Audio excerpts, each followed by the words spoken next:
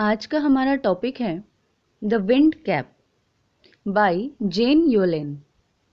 Gen Hyatt Yolen is an American author and editor of folklore, fantasy, science fiction and children's book। Jane Hyatt Yolen जो हैं वो एक American लेखिका हैं जिन्होंने फोकलोर यानी कि लोक कथाएं, फैंटेसी यानी कि कल्पित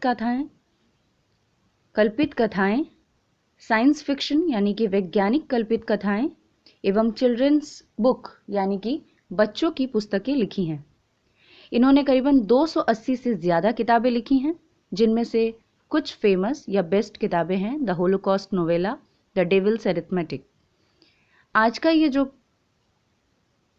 की कहानी द विंड कैप भी उनके एक पॉपुलर शॉर्ट स्टोरी का ही एडिटेड यानी कि छोटा वर्जन है।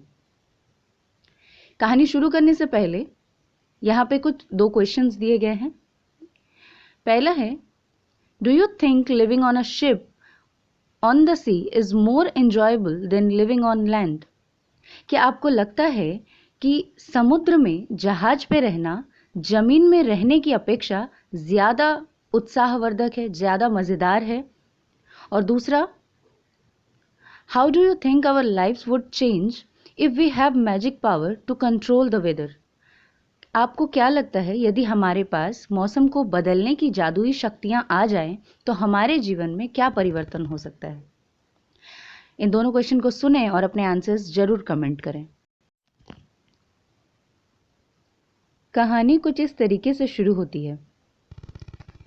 एक समय एक लड़का नाविक बनना चाहता था। वो अपनी माँ के पास जाता है और कहता है कि वो समुद्र में जाना चाहता है। उसकी माँ उसे समुद्र में जाने नहीं देती। वो कहती है कि बेटा, तुम्हें समुद्री यात्राओं के बारे में क्या पता है?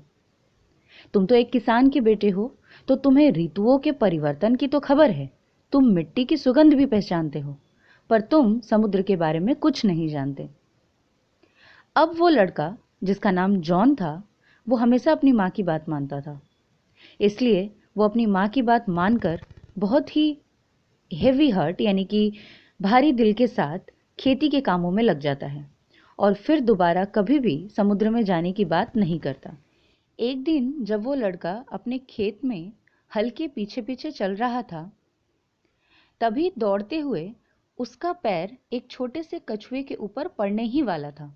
वो कछुआ जो पूरे तरीके से वहां के मड में, डर्ट में, कचरे में लिपटा हुआ था।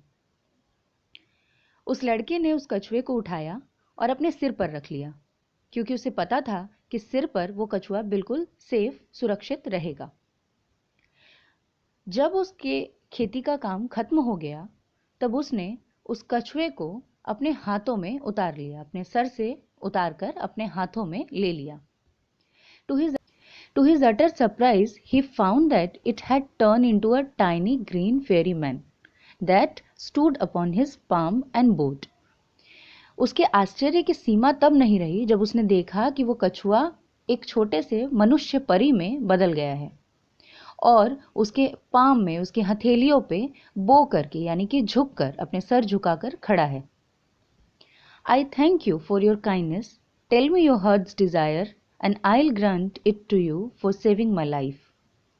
वो मनुष्य परी जॉन से कहता है कि मैं आपका शुक्रिया अदा करता हूँ कि आपने मुझ पर दया दिखाई और मेरी जान बचाई। मैं अपनी जान बचाने के लिए आपको शुक्रिया अदा करता हूँ। आप मुझे बताएं कि आपके मन की क्या इच्छा है, मैं उसे ज़रूर पूरी करूँगा। John bowed back but said nothing. John भी सिर झुकाता है पर बदले में कोई जवाब नहीं देता। Although his heart yearned to go out to the sea, जबकि उसके दिल में एक स्ट्रॉन्ग डिजायर उठ रही थी कि वो समुद्र में जाना चाहता है।